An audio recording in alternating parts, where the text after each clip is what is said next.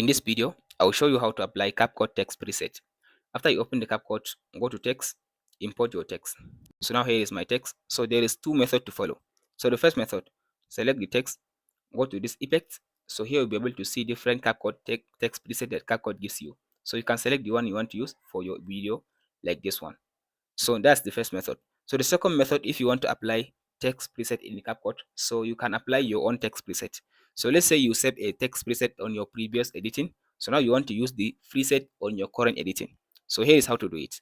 So I'll delete this text.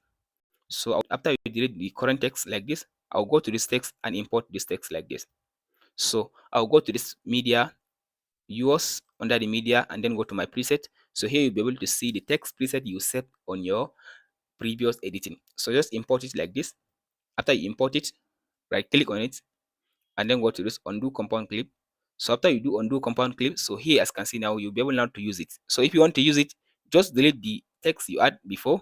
So here you can just go ahead now and select, click on it, go to this option basic under the text. So here you can just edit the title and use it on your current editing, and that's it. Hope this video helps. Be sure to like and subscribe.